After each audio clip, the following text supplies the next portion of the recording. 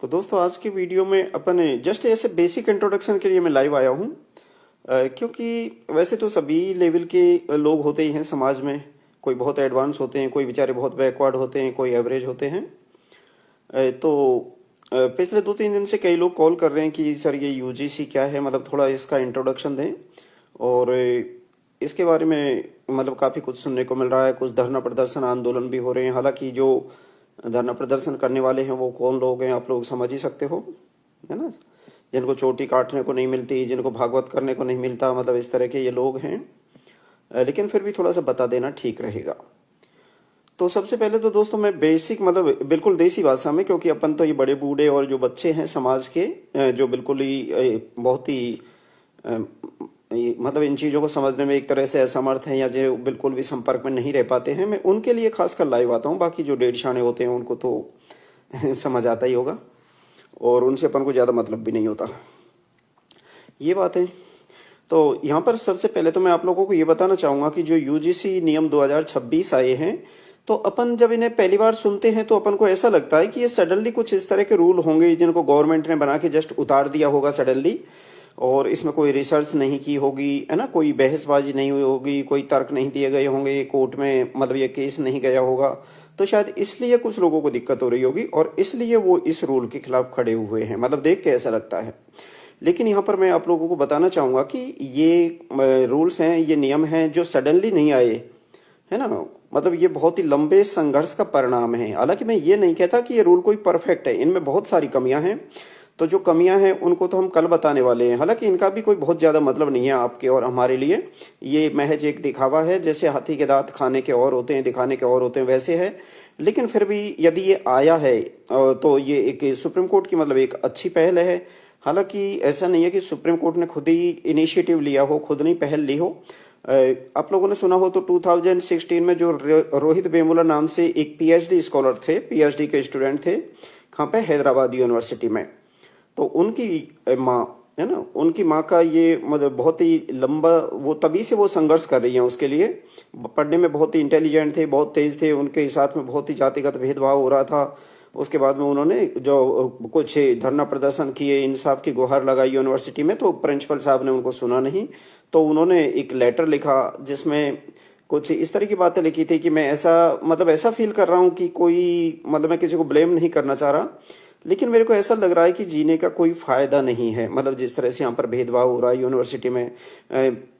जो पायल तड़वी थी, डॉक्टर पायल तड़वी, यहाँ पे बॉम्बे में जिन्होंने सुसाइड किया था जातिगत भेदभाव के चलते, तो एक्चुअली इनके पेरेंट्स जो हैं, और वो एक दो ही नहीं है, ये तो बहुत सारे मैं एग्जाम्पल बताने वाला हूँ। जैसे मैं मोटे तौर पर आपको बता देता हूँ कि ये जो रोहित वेमुला है उनकी माँ शुरू से ही लड़ती रही है इंसाफ के लिए, और वो चाह रही थी कि एक्चुअली 2026 के जो रूल हैं वो अभी नहीं बने, ये जो 2012 के रूल बनाए हुए थे, तो उनके एक्चुअली इम्प्लीमेंट वो ठीक से नहीं हो रहे थे और उनमें काफ़ी कमियां भी थी। तो उसको लेके जो रोहित वेमुला है, उनकी जो माँ थी, वो तभी से मतलब कंटिन्यू लड़ रही थी। और मतलब वो लड़ते लड़ते सुप्रीम कोर्ट तक गई थी। सुप्रीम कोर्ट में उनकी जो लॉयर थी, उनके साथ में ये पायल तड़वी है, इनकी माँ भी आ गई थी। और माँ के आने के बाद में उन्होंने अभी पिछला लगभग 1 साल हो गया, उस टाइम पे फिर से पीआईएल लगाई थी, पब्लिक इंटरेस्ट लिटिगेशन लगाई थी सुप्रीम कोर्ट में। तो उसके सुप्रीम कोर्ट ने फिर इसे यूजीसी क्या होता है, यूजीसी एक्चुअली एक संवैधानिक बॉडी होती है जो देश की सारी यूनिवर्सिटीज हैं उनका स्टैंडर्ड को मॉनिटर करती है, उनके सिलेबस को फाइनल करती है और जरूरत पड़े तो उनको आर्थिक मदद भी देती है। तो कुल मिला के सारी यूनिवर्सिटीज होती हैं ये यूजीसी के अंडर में ही आती हैं, है ना। जो सारी कॉलेजेज होती हैं, सारी यूनिवर्सिटीज होती हैं, ये यूजीसी के अंडर में ही आती हैं। तो जब इसकी रोहित वेमुला की माँ और पायल तड़वी की माँ यहाँ पे पब्लिक इंटरेस्ट लिटिगेशन के साथ में यहाँ पे सुप्रीम कोर्ट में गई, तो कोर्ट में जो इंदिरा जयसिंह सीनियर एडवोकेट हैं, उन्होंने सुप्रीम कोर्ट से पूछा कि हमें ये बताया जाए कि देश में जो यूनिवर्सिटी 820 यूनिवर्सिटी थी एक्चुअली 1 साल पहले, कि 820 यूनिवर्सिटी में जो ये डिस्क्रिमिनेटरी लॉ है, यानी जो भेदभाव हो रहा है, जातिगत भेदभाव हो रहा है, इसके कितने केस आए हैं पिछले 1 साल में, 2 साल में, 4 साल में, उनका रिकॉर्ड हमें बताया जाए। और साथ में कि वहां पर इस तरह की कुछ सेल्स या बॉडीज बनी हुई हैं क्या, जो हमारे जो बच्चे हैं, मतलब एससी के, एसटी के, तो इन लोगों के साथ में जो भी जातिगत भेदभाव हो रहा है, उस उनका मतलब वहां पे कोई माँ बाप भी है का जो उनकी बातों को सुने और उनका पक्ष अपने तरीके से रखे और उन्हें इंसाफ दिलाए। ठीक है। तो दूसरी बात ये हो गई। अब इस बात को लेके जो सुप्रीम कोर्ट है, उन्होंने यूजीसी को एक लेटर लिखा, मतलब यूजीसी को वहां पे अटेंड करवाया, हाजिर करवाया, और यूजीसी से बोला कि आप ये बताइए कि पिछले मतलब इतने सालों में मतलब कितने इस तरह के केसेज आए, कितनों पे अत्याचार हुआ, कितनी सुसाइड हुई, ये सारी चीजें बताई जाए। तो यूजीसी ने माना कि जो 2012 का जो नियम है वो बिल्कुल भी एनफ नहीं है, और आज भी इस तरह के जो अपराध हैं, जातिगत जो भेदभाव है और जो SC ST पे जो अत्याचार के केस है, उनमें किसी तरह की कोई कमी नहीं आई है। जैसे उसमें यह भी कंपेयर किया था कि 2019 की बात करें और 2023 की बात करें, यानी 4 साल के अंतर की बात करें, तो उसमें 118% की बल्कि बढ़ोतरी हुई है अपराधों में। और आप लोग जानते ही हो आज देश में मतलब कितनी जहरीली हवा चल रही है ना। पहले तो सिर्फ अत्याचार SC ST पे ही होते थे, आजकल तो जैसे मैंने दिन में भी एक पोस्ट लिखी थी कि जो यादव, ये एक्चुअली जो भी कम्युनिटी या जो भी कास्ट स्ट्रांग होती है देश में, उससे इन लोगों का जो पाखंडी लोग हैं, इनका एक्चुअली एक एजेंडा रहा है कि उन्हें टोपी पहना दो। जैसे पहले यादव लोग ये स्ट्रांग होते थे तो उन्हें कृष्ण भगवान का मतलब जो कृष्ण है उनकी कल्पना करके उनको टोपी पहना दी कि कृष्ण आपके ही थे और आप ऐसा करो, सारे लोग हिंदू बनो और कृष्ण का प्रचार प्रसार करो और कृष्ण के नाम पे भागवत यज्ञ ये सब हम लोगों से करवाओ, दान दक्षिणा देते रहो, आपका उद्धार हो जाएगा, सबको स्वर्ग मिल जाएगा। और यही बात 1933 में, मैं फिर से बता रहा हूं कि आप लोग जो मीन भगवान भगवान ये कई लोगों ने प्रोफाइल पिक लगाई हुई है और मंदिर वंदिर बनाए हुए हैं, ये 1933 से ही आया है। उसके पहले ना कोई मीन भगवान था, ना उसकी कोई अवधारणा थी, ना कोई किताब था, ना कोई ग्रंथ थी।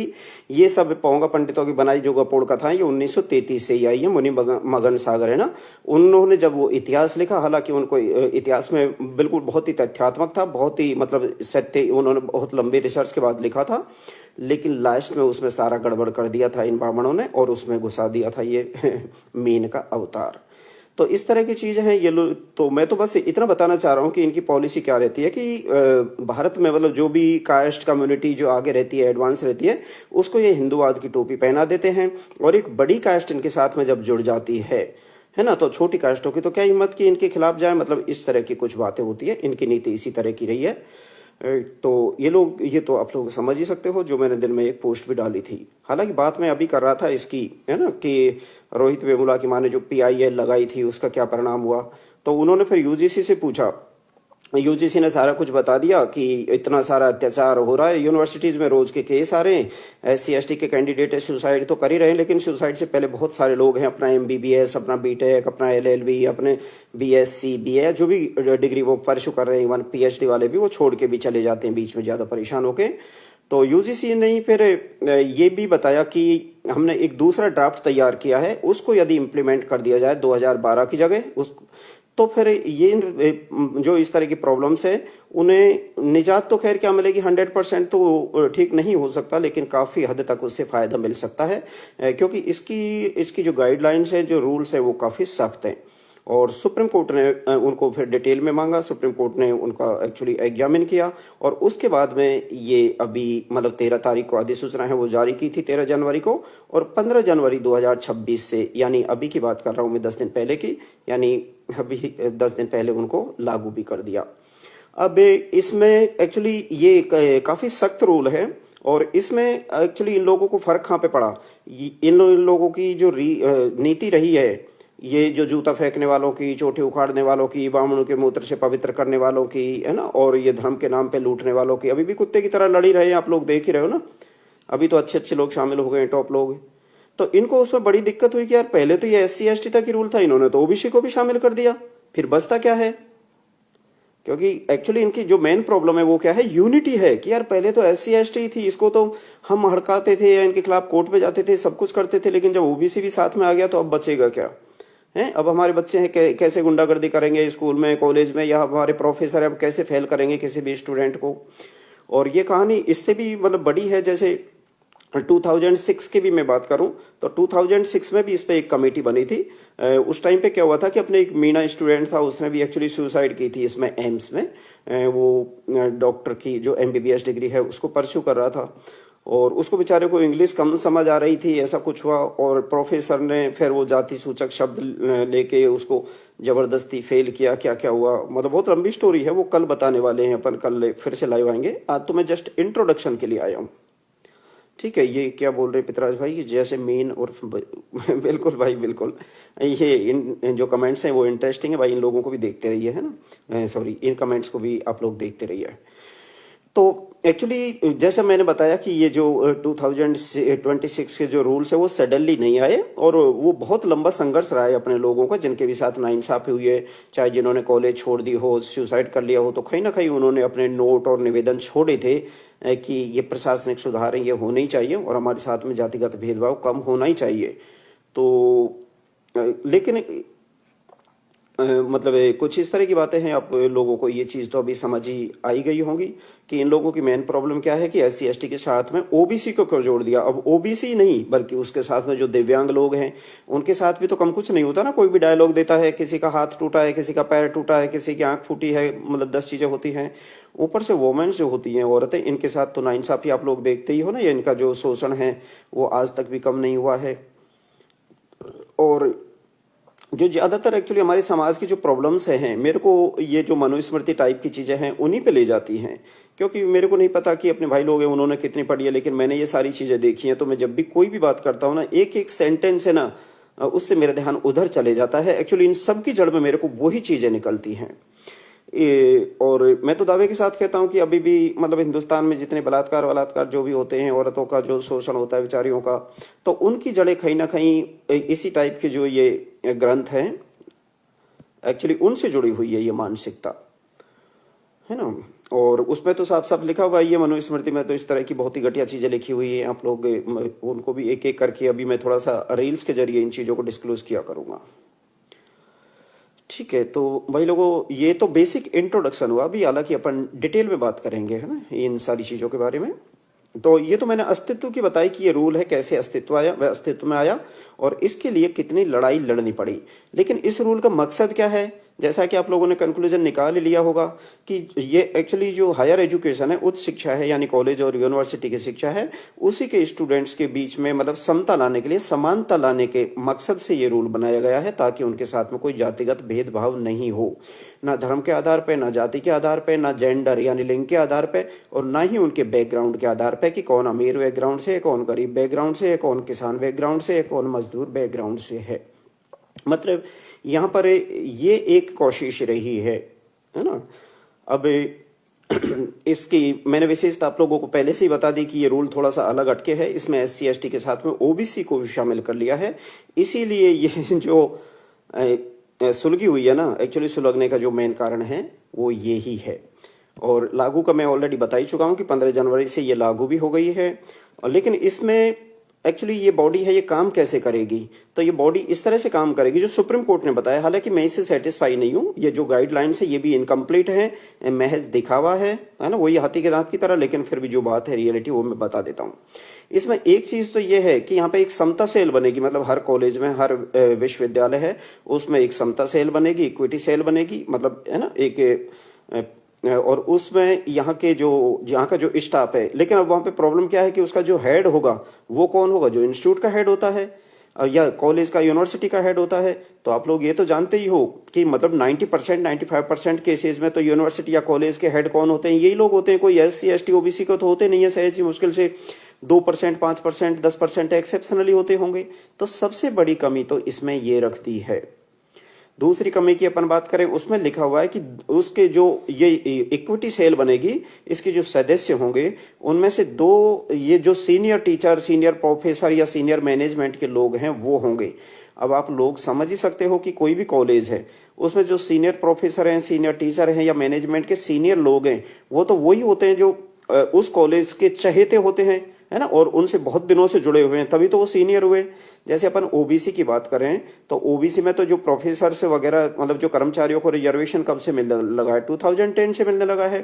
SC ST को कब से मिलने लगा है, 97 से मिलने लगा है।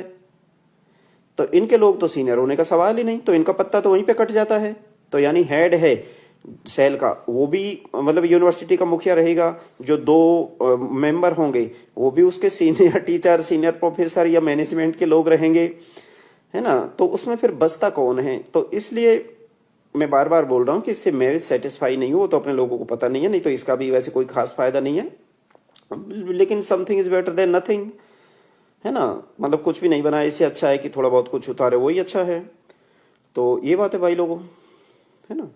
अब ये काम कैसे करेंगी एक्चुअली, जैसे मेरे साथ में कुछ गलत हो रहा है, मेरे को कोई जाति सूचक शब्द यूज किया, उस आधार पर मेरे को नंबर कम दिए एग्जाम में बैठने में, या मेरे को क्लास में बैठने में किसी तरह की प्रॉब्लम की है, या कोई छींटा कसी की है प्रोफेसर ने या टीचर ने, तो उस पर मैं कंप्लेन करता हूं तो इस सेल को 24 आवर्स के अंदर अंदर एक्शन लेना होता है। ऐसा नहीं है कि मैंने एप्लीकेशन दे दी और वो पड़ी हुई है ना। नंबर 1 तो ये, और 15 दिन के अंदर अंदर सारी इंक्वायरी करके इसमें पूरी रिपोर्ट है वो सबमिट करनी होती है, और 60 डेज यानी 2 महीने के अंदर सारा मामला निपटाना होता है।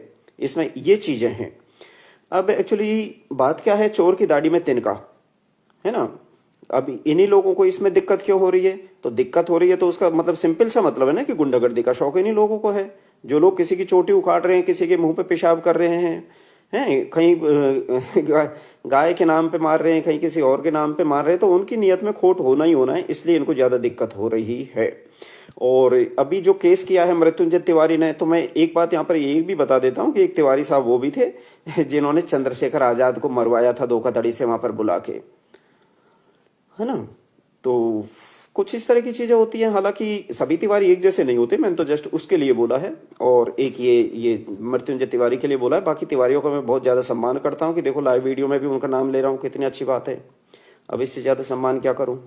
तो ये तिवारी साहब हैं, ये कोर्ट में गए हैं इसके लिए, और उनकी चिंता क्या है कि इसमें से जो 3C है रूल, उसमें से 3C रूल में को हटाया जाए। एक्चुअली 2012 में क्या था कि जो झूठी कंप्लेंट टाइप की होती है उसके लिए भी कुछ एक्शन था, उस पॉइंट को इसमें शामिल नहीं किया है ना। उससे क्या होता था कि ये तो किसी, जैसे मैंने कंप्लेन की है, मेरी कंप्लेन को भी इन्हीं की मेजोरिटी है, हेड ऑफ इंस्टीट्यूट भी इनका है, सीनियर 2 टीचर या प्रोफेसर है वो भी इन्हीं लोगों के हैं, तो मेरी कंप्लेन को इन्होंने झूठा सिद्ध करना इनके लिए बिल्कुल गुल्ली डंडे खेलने जैसा है, तो मेरी तो ये ऐसी तैसी कर देंगे। तो इस बात को समझते हुए सुप्रीम कोर्ट ने उस पॉइंट को हटा दिया। यहां पर इन लोगों की सुलगी हुई है, रियलिटी ये है इसमें, समझ गए। अब हालांकि ये लोग ये बोल रहे हैं, इनका लॉजिक क्या है कि नहीं ये ऐसे रूल आएंगे, इस तरह की इक्विटी सेल बनेगी, तो जो यूनिवर्सिटी है वो पढ़ाई पे ध्यान नहीं दे पाएगी, और जो क्वालिटी है उससे समझौता होगा, उससे कंप्रोमाइज होगा। लेकिन ये सब बकवास वाली चीजें हैं, इनका मेरे को नहीं लगता कि हकीकत से कोई भी लेना देना है। असलियत में इन्हें अपने बच्चों पर और अपनी कम्युनिटी पर विश्वास ही नहीं है। इन्हें पता है कि हमने जो कुसंस्कार दिए हैं वही जातिगत भेदभाव करने के दिए हैं, तो हमारे बच्चे कहीं ना कहीं फंसेंगे ही फंसेंगे। मेरा मानना तो ये है, मैं तो सीधे बोलता हूं ये बात है भाई लोगों। और कोई बात हो तो आप लोग यहाँ पे क्वेश्चन कीजिए। हालांकि कल हम बहुत ही बेटर तरीके से आएंगे, लेकिन कल बेटर तरीके से आने का फायदा तभी होता ना जब हमारे भाई लोगों को बेसिक चीजें पता होती, तभी हाई लेवल की बातें की जाती हैं। इसलिए आज इंट्रोडक्शन के लिए मेरे को लाइव आना पड़ा, है ना। हालांकि सरकार है इसके पूरे पक्ष में है, और अंदर का खेल तो खैर सरकार ही जाने को मेरे को पता नहीं, क्योंकि ये जो तिवारी है या जूता फेंकने वाले लोग हैं, इनके साथ में तो हमेशा मैंने सत्ता पक्ष के लोगों को ही खड़े रहते देखा है। ये लोग आप भी जानते हो, बजरंग दल को ही खड़े रहते देखा है। अपन करणी सेना की बात करें तो करणी सेना के मुखिया को भी अभी जब सरकार बनी थी राजस्थान में उसी दिन उड़ा दिया था। उसके बाद में मैंने बहुत से ब्राह्मणों के स्टेटमेंट सुने हैं कि राजपूत है हमारी नाजायज औलाद है। हालांकि हमें बहुत बुरा लगता है, बेचारे राजपूतों की इस तरह से इंसल्ट की जाती है, लेकिन राजपूत लोग भी फाइनली वही तिवारी साहब के साथ में खड़े हुए हैं, और तिवारी साहब सुप्रीम कोर्ट में जा रहे हैं इस रूल के खिलाफ, और जो करणी सेना वाले हैं वो यहाँ पर रैली निकालने में व्यस्त हैं। बताओ मतलब, तो इसका मतलब कहीं ना कहीं आप समझ गए ना क्या चीज एक्सेप्ट कर रहे हो। हमको और आपको भी वो चीज बुरी लगती है, लेकिन समझ गए होंगे आप लोग, हर चीज है ना मुंह से बोलने की नहीं होती। अब देखो इस विरोध की मैं एक और बात करूं, इस विरोध के मतलब ये जो नियम है इसके विरोध में कैसे कैसे दिग्गज लोग आए हैं। देश की अगड़ी जातियों के लोग इस रेगुलेशन का विरोध कर रहे हैं, ये नवभारत टाइम्स ने साफ साफ लिखा हुआ है ना। उत्तर प्रदेश के शिक्षण संस्थानों में भी इस रेगुलेशन का विरोध किया जा रहा है, और गाजियाबाद दासना पीठ के पीठाधीश्वर यति नरसिंहानंद गिरी, आप जानते ही हो नरसिंहानंद गिरी का क्या रिकॉर्ड रहा है, और मतलब किस चीज के वो पीठाधीश्वर है, उनकी सोच क्या है। अब इससे आइडिया लगा लो, मतलब एक धार्मिक व्यक्ति है वो इस रूल के खिलाफ आ रहा है, तो बताओ वो धर्म हुआ या बिजनेस हुआ। आप लोग ही क्लियर करो इस बात को। ऐसे ऐसे लोग आ रहे। आज एक यूपी में ही एक जो सिटी मजिस्ट्रेट थे उन्होंने भी इसमें रिजाइन किया है, और इसी के अलावा देखो, मैं आप लोगों को बता रहा हूं कैसे कैसे लोग इस नियम का विरोध कर रहे हैं। जयपुर में करणी सेना, ब्राह्मण महासभा, कायस्थ महासभा और वैश्य संगठनों ने मिलकर विरोध किया और मिलकर एक संगठन का निर्माण किया। उसका नाम है सवर्ण समाज समन्वय समिति। चोर की दाढ़ी में तिनका।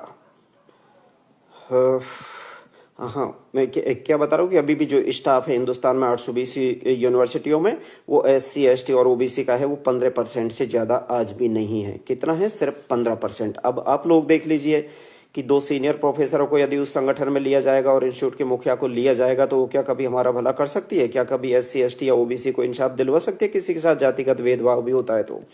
और एक पॉइंट और मैं यहाँ पे बताना चाहूंगा कि जब सुप्रीम कोर्ट ने, इंदिरा जयसिंह है सीनियर एडवोकेट, उन्होंने जब ये PIL यानी पब्लिक इंटरेस्ट लिटिगेशन लगाई थी बेमुला की मदर की तरफ से और पायल तड़वी की मम्मी की तरफ से, तो जब उन्होंने ये डेटा निकलवाया UGC से कि बताओ कि मतलब कितने लोगों के साथ में ये जातिगत भेदभाव हुआ पिछले कई सालों में, तो उन्होंने जो सिर्फ IIT का जो बताया था रिकॉर्ड कि जो IIT, बताओ कितने हाई इंस्टीट्यूट होते हैं, इनका कितना सम्मान है देश में, है ना, कितनी अच्छी प्रतिष्ठा है। सिर्फ उनके केस है ना, वही थे 115 तो 4 साल में जो सुसाइड के थे। मतलब 115 लोगों ने तो सुसाइड कर लिए थे पिछले 4 साल में, 2020 से 2024 तक। अब सोचो, जब सुसाइड करने वाले ही 115 लोग हैं SC ST के, तो कॉलेज छोड़ने वाले या मन ही मन टूटने वाले, है ना, मतलब कितने लोग रहे होंगे? मेरे ख्याल से 10-20 गुना तो रहे होंगे, क्योंकि आत्महत्या तो मुश्किल से 10 लोगों में से एक ही करता है, 20 लोगों में से एक ही करता है ना, जिनके साथ नाइंसाफी होती है। ठीक है। और 2019 में 173 शिकायतें जहां पे मिली थी, वहीं पे 2023 में 378 हुई। और हमारे मोदी जी साहब कहते हैं कि देश में डंका बज रहा है। 2020 में किसी मतलब पर्टिकुलर संस्थान में शिकायतें कितनी आई थी? 173। वो 2024 में या 23 में बढ़ के कितनी हो गई? 378। बताओ, फिजा में कितना जहर घोल दिया, इससे आइडिया लगाओ। और फिर भी गाय के मूत्र और गोबर के अलावा कुछ नहीं दिखता है, विश्व में डंका बजा रहे होते हैं और यहां पर कुत्ते की तरह आपस में ही लड़ रहे होते हैं। तो कुल मिला के भाई लोगों, समझने की कोशिश करो। मैं तो आपसे निवेदन ही कर सकता हूं, है ना। जैसे एक और डेटा है मेरे पास, 2019-20 से 2023-24 के बीच 704 विश्वविद्यालय हैं, यूनिवर्सिटी हैं, और 1553 उनके अंडर में जो कॉलेज है, उनसे कुल 1160 शिकायतें UGC को प्राप्त हुई।